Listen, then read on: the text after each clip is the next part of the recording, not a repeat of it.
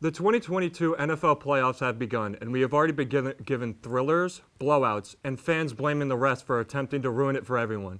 Welcome back to Penn State Sports Night.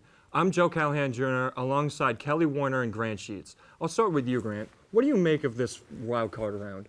Well, I've got to say I'm just surprised at how the Dallas Cowboys, the prestigious Dallas Cowboys at 12-5, managed to fold once again on the biggest stage. Actually, I take that back. I can't say I'm surprised one bit because Sunday marked the 11th straight postseason trip for the Dallas Cowboys where they didn't reach the NFC title game. What more should we have expected? And I can see why people thought that Dallas was going to win this game. They were clearly the more talented team. So that poses the question, what's causing this disappointment? I've got two answers. The fans, the Dallas hopeful, and the media. Every year, it seems that Dallas goes and they beat up on these lower opponents like the Falcons, Washington football team, you name it. But then, as soon as we get to the big stage and the lights turn on, they crumble worse than a bag of Chips Ahoy cookies. You look at the Thanksgiving night game against the Raiders, loss. Chiefs, loss. Cardinals, loss. And now the cherry on top this week with the 49ers. And as far as I'm concerned, Dallas has been an absolute disappointment and an embarrassment since the 90s. And it all goes back to Jerry Jones and his inability to bring in a winning head coach to lead this team. I couldn't agree more. I was not shocked in the slightest that the Cowboys ended up failing once they got to the playoffs. I'm just glad that they could have their 50-point win over the Eagles practice squad, and that could be their winning moment. Because who knew that playing the Washington football team, the Giants, and the Eagles practice squad would not prepare you for the real playoffs? Who knew? The thing that I got the most out of from Wildcard round was just seeing certain teams that are younger, like the Bengals or the Bills, continue to show out on the bigger stage. Especially a team like the Bills. They've had their ups and downs during the season. They really had their downs, losing to the Jaguars. So I was glad to see that once they got to the real stage, they could show out. And the Bengals, who doesn't love Joe Burrow, Jamar Chase, the most swagger-filled team in the league right now. I was just glad that they kept it up on the big stage. Yeah, we got a lot of young teams coming out and making it far in the playoffs. And also, being an NFC East fan, it makes it so much better that the Cowboys lost on Nickelodeon. But enough about what just happened. I want to look to the future. What do you guys say for going from this round to the future rounds? What did this round tell you about what's going to happen for the rest of the playoffs? Well, something's very clear to me. On the offensive side of the ball, we've been left with the best of the best. And all the teams that couldn't keep up on offense are back at home watching the playoffs from the couch. You look at the Bucs, the Chiefs, and the Bills, they all exploded on offense this week. I mean, Brady, Mahomes, and Allen combined for 12 touchdowns. It's ridiculous.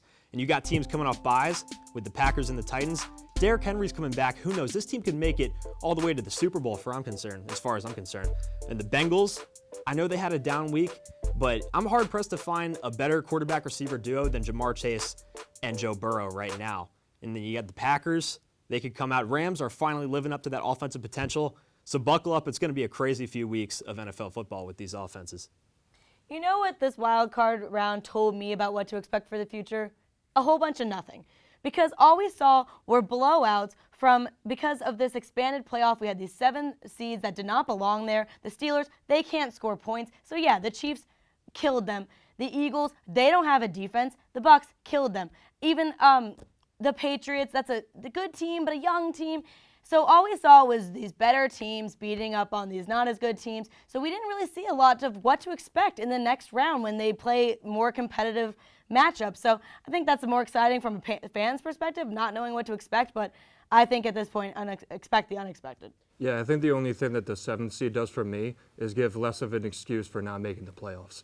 But this is where everyone's been waiting for. Super Bowl weekend, first week of February. Who you got? And not just the matchup, who you got taking it? See, I hate to go with the norm here, but I'm really going for the Green Bay Packers this year. You look at the offseason, we weren't sure if Aaron Rodgers was going to be calling out daily doubles or audibles at the line of scrimmage for the Green Bay Packers. You go, and you see them lose in the blowout game to the Saints. Rodgers breaks his toe, and now all of a sudden he's on his way to another MVP trophy and what I think will be his second Lombardi trophy. I think they're going to go up against the Bengals, who I think will put up a good fight. I mean, they're one of the most talented teams in the league at a very young group. And with Jamar Chase, Joe Burrow, Joe Mixon, that offense, they're going to be competing for the next decade. But for the Packers, this is a destiny year. I don't see them losing if they get there. Matt LaFleur, he's just inched a little bit closer to that Lombardi trophy every single year. Lost in the divisional round his first year. Last year was the conference championship. If they make it to the Super Bowl this year, they're not losing it. There's only been 3 things I've been sure of this whole season. Number 1, that there would be 3 NFC West teams in the playoffs. Number 2 is that Aaron Rodgers would probably repeat as MVP. And number 3 was that we'd have an unexpected chaos kind of thing happening in the playoffs. So the thing that I'm taking the risk on is that the Bills end up in the Super Bowl. On the AFC side, I just think that I believe in these young teams, but I'm a little more leaning towards the Bills over the Bengals. They'll have their chance later. But even though we have Josh Allen holding the Lombardi, and I love that view, I'm also going Packers because I'm a big storyline person, and I just think everything this season has been leaning towards something big happening for the Packers, especially with the weird way their season started and all the drama that's been happening. They're just bound to, I think this is their year. Yeah. I mean, if Packers do win, it'll be one hell of a last dance. Let's see if it ends the same way that Michael Jordan's Bulls did. Well, we'll see how the rest of the playoffs play out and whether one of you predicted or both of you predicted it weeks before. And for the sake of humanity outside of Massachusetts and Florida, really hope one man's not involved in the end. If we're lucky, Jalen Ramsey will pick him off and say, let me sign that for you real quick. For Grant Sheets and Kelly Warner, I'm Joe Callahan Jr., and we'll see you next week. Thank you for watching this edition of Penn State Sports Night. If you're a fan of our content, please be sure to subscribe to our YouTube channel for more clips. Also, follow us on Twitter at PSSN TV and on Instagram at PSU Sports Night to keep up with all the action. For all my colleagues, we are Penn State Sports Night.